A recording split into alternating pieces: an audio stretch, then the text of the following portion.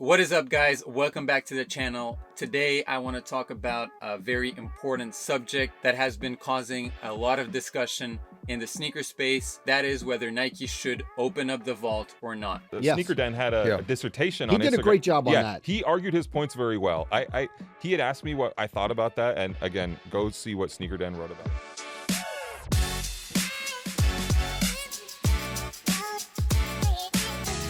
Some of you probably have seen my post on Instagram where I really broke down my position on the subject, and I put in a lot of time and thought into my argument as to why I believe Nike should not open up the vault. There's been a lot of disagreement on my post, most of which I believe is misunderstanding where I'm coming from and what my intent is with my argument. So I want to kind of go over it in this video because I think it's going to enable me to present my arguments even better, and hopefully I'm able to convince some of you guys, and if not, hopefully we can have a respectful conversation and discussion in the comments. So before I get into the core of my argument, I want to start by clarifying certain premises. The first one is my argument primarily concerns ultra rare grails, such as PlayStation Air Force 1s, undefeated Jordan 4s, Pigeon SB Dunks, pairs like Wu-Tang Dunks, etc. The reason why I'm talking about these is not because they're my grails. I'm not projecting my grails on anybody, which I got a lot of comments criticizing me for only caring about super rare and expensive shoes. The reason why this argument concerns these cultural grails, not my grails, cultural grails, is because there are very serious rumors of these grails being re-released, and that's why I'm addressing that. I do believe that my argument applies to other limited collaborations that created specific moments and stories in the culture. I'm not talking about mass released original colorways of Jordans, Air Maxes, Air Force Ones, etc, etc. Rest assured, I'm totally for Chicago Ones retros, metallic Jordan 5 retros. This is a very different conversation. The sneakers that we're talking about here are specifically tied to their limited nature and the moment that they created. Hence why I'm focusing on those. The second premise is exclusivity and the thrill of the hunt are at the core of sneaker culture. It does not mean that's all that matters in sneaker culture. It doesn't mean that it necessarily matters to everyone, but it is undeniable that exclusivity and having to work hard to find something or to afford something is part of the appeal of the game. If it's not for you, that's cool, but it is one of the important parts of sneaker culture, especially when we're talking about these ultra limited OG grails or collaborations. Third point, my argument is not rooted in self-interest. My argument here is about preserving the meaning of the pairs that we're talking about. So to me, the meaning and the cultural significance of these grails is more important than the mass consumer's ability to wear them. There's more than enough sneakers out there that we can wear for us not have to mess with the significance and the meaning of very important cultural artifacts that some of these pairs are. And finally, I know a lot of you guys are gonna call me out for gatekeeping. I'm actually trying to do the exact opposite of that. I'm following Virgil Abloh's principle of inclusivity of both the tourist and the purist, which both play super important parts in sneaker culture. The purist who values the cultural significance and the tourist who's discovering the space is a more casual enthusiast. The goal is to preserve the meaning for the purist and also introduce the tourist in a meaningful way, which might actually encourage him to become a purist as well, more than just a consumer. So let's get right into it. Before any of you guys get at me in the comments, please hear out my argument and then we can discuss respectfully. So the first part of my argument is that mass accessibility dilutes the meaning of grails. The reasoning is the following. Inaccessibility is at the essence of what these cultural grails represent. So the reason why a PlayStation Air Force 1 or a Pigeon SB are such iconic pairs in the culture is not because they were accessible to all. It's actually the opposite. The Pigeon SB was one of the most iconic SB releases in history because people fought for that shoe in New York. It made the cover of a newspaper, etc. The reason why it has always been such a desirable product is because it's so hard to get. If Nike re-releases an almost identical version of that sneaker, we can't expect it to preserve that same mystique around it now that you can just see it at any resale shop or just buy it on StockX. Number two, the cultural grail status of these sneakers is tied to collective perception. So if a grail gets re-released, it doesn't necessarily dilute the meaning for every one of us. I know there's a lot of people who will say, well, that sneaker will always preserve that meaning to me. I don't care what other people say, but I'm saying that collective perception will shift of that cultural grail. And that's why I'm saying that it dilutes the culture. It might not dilute the meaning for you personally, but we can't expect everybody to feel the same way about the original iconic sneaker if it becomes mass produced. And collective perception is key in the status of these grails. Our goal as a culture is for the collective perception to value the important things, not to take them for granted. So even if it doesn't change your perception of it, if mass accessibility shifts the cultural perception of these super important grails to something that's more taken for granted, that is not a good thing, and we should find ways of avoiding that. The second part of my argument is that diluting the meaning and significance of those grails dilutes the value of the culture in a general sense. A lot of purists who see these iconic grails that they've always looked up to and always idolized in their 10, 15, 20 years in the sneaker game, a lot of them are gonna feel a certain type of way when these meaningful sneakers don't mean as much anymore to the general public, whether they own them or not. I've never owned a Pigeon SB. I've never owned an Undefeated Jordan 4. I don't want to suddenly be going to sneaker conventions and resale shops and seeing Undefeated 4s and Pigeon SBs just being taken for granted. Yes, some people will enjoy them, but we know that from the moment that people are able to access it easily, they're not as special anymore, and there's so many examples of that I'm gonna get to in a minute. The tourist, the newcomer, the new generation, the casual enthusiast is also not introduced to these important sneakers in a meaningful way.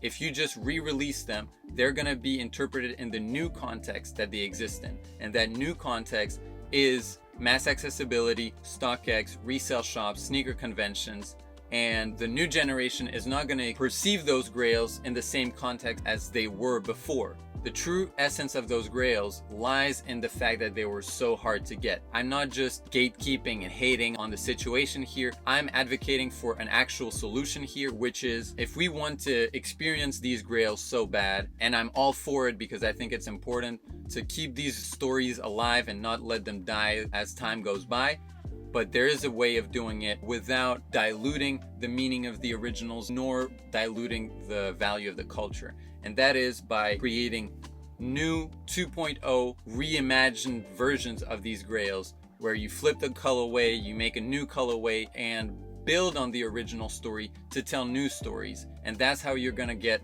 everyone involved in the best possible way. So I say build on legacies instead of ending them, which ultimately is going to make everyone happy either way. If you own the original, you're not alienated by the retro and are going to feel the desire to get that 2.0 version to complete your set and have the original and the 2.0. If you don't own the original but have always wanted, a 2.0 gives you the opportunity to get that nostalgic feeling, to participate in the legacy of the original without it replacing or substituting the original as a cheaper alternative. And if you didn't even know the original, a 2.0 still introduces you to that legacy and to that story, gives you an opportunity to participate in it without again diluting the sacredness of the original that now you have discovered through this reimagined 2.0 version. In my opinion, just a straight re-release is not only lazy creatively, but also ultimately doesn't create new energy. There's so many examples, again, that we're gonna look into in just a moment,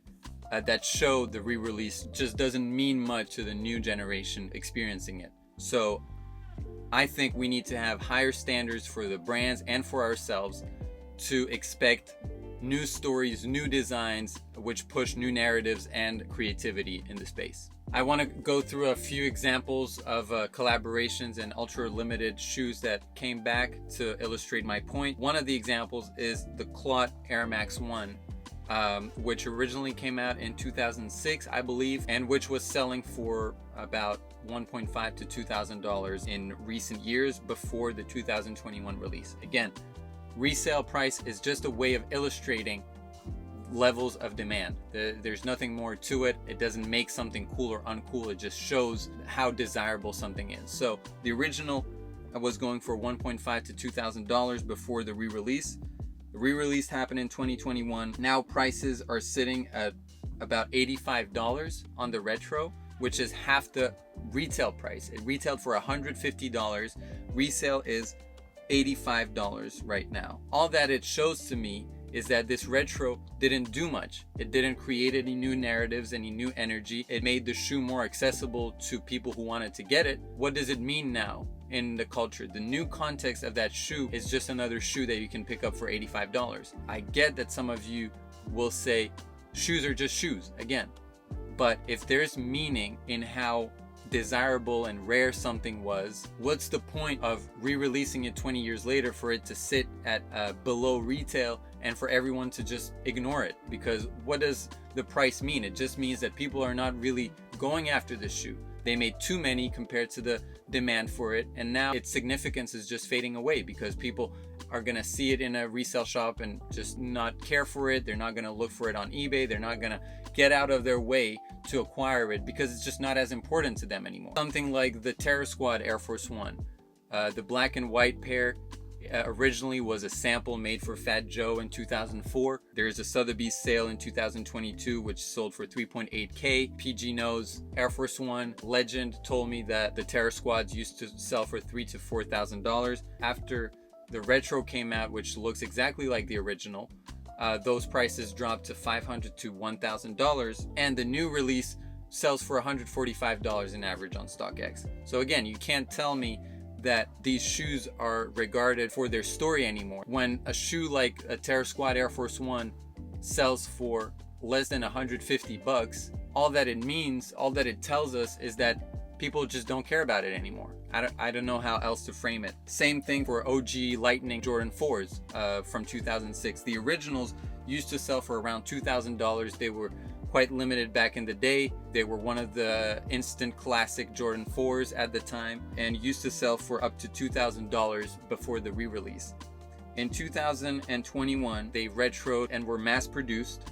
Now the resale price is $255. You can see them being worn a lot, which is great, but on the other hand, they don't mean it as much anymore. You see someone wearing Lightning Jordan 4s, chances are they're high beasts, if you will, who don't know the history behind them. They don't know that they were a very desirable OG, what that shoe represented to culture when it came out in 2006, and just take it for granted. The shoe barely sells for over retail 4 years after its release. And whether OG heads, new heads, we're not going crazy about this shoe anymore because it's just been trivialized. I believe this is exactly what's going to happen with undefeated Jordan 4s and PlayStation Air Force 1s. Now I'm going to go through the typical arguments that people hit me with on this subject. The first one is shoes are meant to be worn. They're just shoes, you know, it's not that deep. Well, actually, these super rare grails and collaborations are not just shoes. They do have a meaning more than just being shoes, and they weren't necessarily meant to be worn by the masses. When you look at a undefeated Jordan 4, which released in 72 pairs in 2005, or a PlayStation Air Force 1, only 150 pairs in 2006, the way that these sneakers came to represent, to mean what they mean to this culture, is not by virtue of people wearing them and us seeing them at every corner. The way they became iconic is because we never see them, is because they're so rare, and because it's so rewarding to finally be able to get them if you do end up getting them. So again, not all shoes are meant to be worn by everyone. If Nike made 72 pairs of the undefeated Jordan 4s, they were never meant for everyone. I firmly believe that sneaker culture has never been about everyone being able to have everything. Some of you will call me an elitist or a gatekeeper. I'm just taking into consideration what made sneaker culture what it is, and part of what made it, especially again when we're talking about these grails, is the fact they were rare and inaccessible.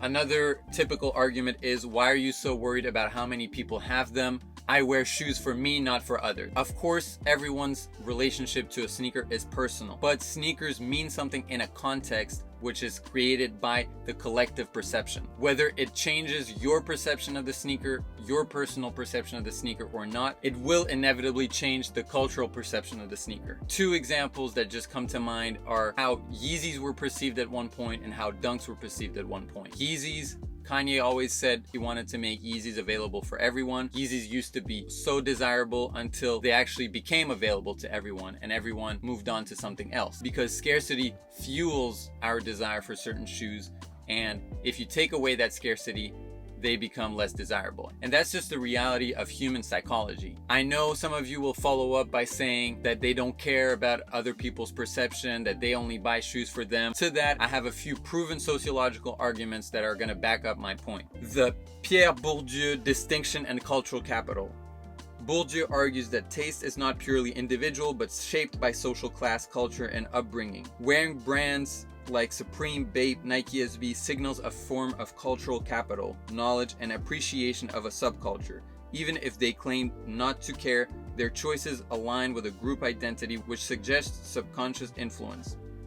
Another sociological theory, Veblen's theory of conspicuous consumption, explains how people buy and wear specific brands to display status, even if they don't admit it. Streetwear brands thrive on exclusivity, limited drops, resale culture, hype, meaning that part of their appeal is rooted in how others perceive them. Another one, the social identity theory. People categorize themselves into groups, example, skaters, sneakerheads, streetwear enthusiasts. Wearing specific brands helps reinforce that identity, making them feel like part of the in-group. Even if they're not actively seeking validation, their brand choices and product choices still tie into a shared cultural meaning. So essentially my point is, the less these products mean in sneaker culture, the less it's gonna mean to all of us. Another classic argument is, rich collectors have selfishly hoarded these long enough, their only concern is their pockets. I think it's important to remember that collectors, much like in the art world, invest in and preserve the cultural value of the pieces that they invest in. They give historical credibility to these pieces. Another classic argument is, why are you so worried about how much a sneaker goes for? Do you think a sneaker is only cool if it's expensive? No, I don't. But when we're talking about these grails and the value drops, it doesn't make them less cool. It just shows that people lose interest in them. A sneaker is expensive because we think it's cool. It's not cool because it's expensive. A Pigeon SB or PlayStation Air Force One isn't iconic because it's expensive. It's expensive because it's iconic. And the reason they're iconic is because of the stories, the rarity, the exclusivity. If the prices on these items drops, that only means that people relatively lose interest in them compared to before a retro. And another very typical argument is, Nike only cares about sales anyways, so it doesn't matter what you think, they're gonna do it anyways. Well, actually, I disagree strongly with this. We are just as responsible as Nike is in the way, in what direction this culture takes. And Nike is listening to the consumer, and when you look at the comments, the majority of people want these grails back because the culture of consuming is overtaking the culture of meaning. Culture isn't about just buying what is given to us. It's about consuming consciously and understanding the meaning behind things and what our consumer patterns create and mean in the general context of the culture we care about. When we demand re-releases, we trade long-term cultural value of important cultural artifacts for short-term personal enjoyment that we can get from so many other shoes, but that we just want to get from these grails that we wanted in the first place because they were exclusive and iconic. Again, our individual ability to wear these grails is less important than the meaning of those grails themselves. Yes, it's cool if we can wear an undefeated Jordan 4 or PlayStation Air Force One, but we got to remember that the reason we wanted to wear these in the first place, for the most part, is not because they look cool. There's literally a olive Jordan 4 that came out last year, which is super similar to undefeated. The reason we wanted them so bad is because of what they represent. And if what they represent is rarity and the story attached to them, by making them accessible to everyone, we lose touch of the reason why we wanted these sneakers in the first place. So now I'm just gonna go through a couple of comments that really stood out to me, which I need to address, and that'll be it. Okay, so obviously I got a lot of people saying that I only say this because I'm a reseller and my business depends on whether Nike re-releases these grails or not. Number one, if you actually know me and look through my page, you know that culture is always the focus of what I do. I attach a lot of importance to storytelling, to meaning. Also, if my business only relied on Pigeon SBs or PlayStation Air Force Ones or undefeated Jordan 4s weren't gonna release, I don't think I'd have a very viable business. And that's true for all the resellers that you guys think are going to be affected by these retros. These are super rare pairs that we barely come by anyways, and none of our businesses rely on them. Another common argument is they're just shoes. Re-releasing them just shows that they're just shoes. Well, actually, they're not just shoes, and saying that is totally hypocritical, because if they were just shoes, number one, why do so many people care about them coming back? Number two, why do they represent what they represent in the culture 20 years later? And number three, if all the sneakers that we care about and buy were just shoes, why do we create Instagram pages about them? Why do we connect with people around them? Why do we participate in this culture at all? The reason why we do is because the shoes have meaning, and they have meaning in a context of collective perception. They don't mean anything in a vacuum. They mean something in relation to others. So maybe they're just shoes to you, but then why do you care so much about getting undefeated Jordan 4? Why, if they're just shoes, you can get a retail pair of olive Jordan 4s. If they're just shoes and it's just about the aesthetic, there's plenty enough pairs of shoes out there to enjoy without messing with meaning, which is valued by a large part of the community. And these grails will become just shoes if they're treated this way. That's exactly the root of my point. We don't want shoes that have meaning and that represent something, represent a moment, an era, something inaccessible. We don't want that to be trivialized and just become another shoe. That's exactly my point. For example, someone said, some of y'all gatekeepers don't even realize how selfish you sound, talking about sneakers like there's some treasure that should be hidden away from the peasants. They're just shoes. The culture was never built on what's limited and what's not. Yes, it was. Those specific pairs were built on what was inaccessible. They have become like treasures, which aren't meant to be just for everyone. Otherwise, they're not going to be treasures anymore. And there's nothing elitist about that. Not everyone can afford Mona Lisa or Monet or whatever it is. Saying this is elitism is like saying, why are Rolexes and Lamborghinis not made affordable and available to everyone?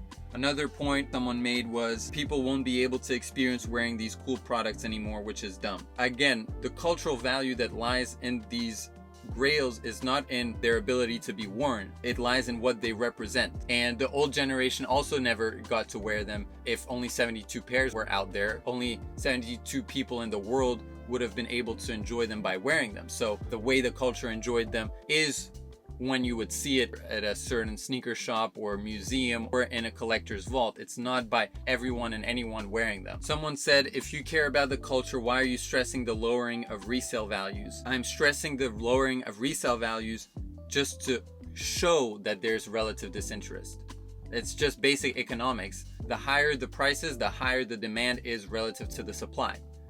If prices drop both on the original and on the retro, that just means that the supply exceeded the demand. Someone made the comparison with art, saying, so they should never make posters of Starry Nights or other famous works of art. It's only to be enjoyed as an original in a museum.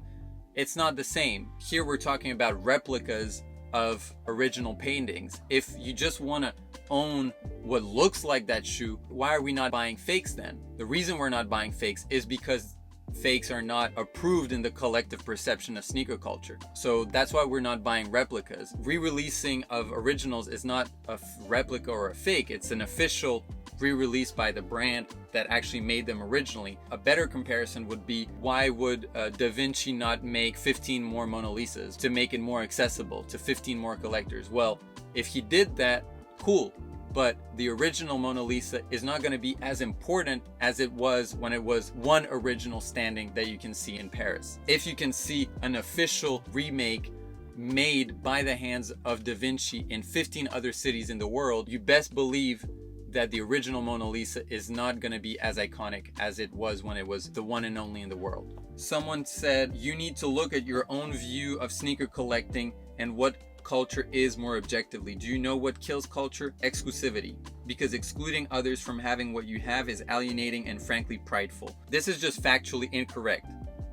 I'm not saying exclusivity is the only thing that built this culture. But of course, it's part of the important things that build this culture and which helped this culture grow into 2000s and 2010. So many people got into sneaker culture through Yeezys being limited, through Virgil's The 10 being limited, through the limited nature of certain SBs in the 2000s. Even OG Jordan colorways, which caused fights and riots in the US when they were dropping in the 2000s because they were exclusive. So saying excluding others from having what you have is alienating and prideful is just wrong. Part of sneaker culture is about going into a store and picking up what you enjoy, but another part, which is just as important, is having to hunt down and fight for the ability to get something that not everyone can get. Someone said, if your main requirements for something to be grails is how limited it is, then I'd say you lack creative thought and only care about hype.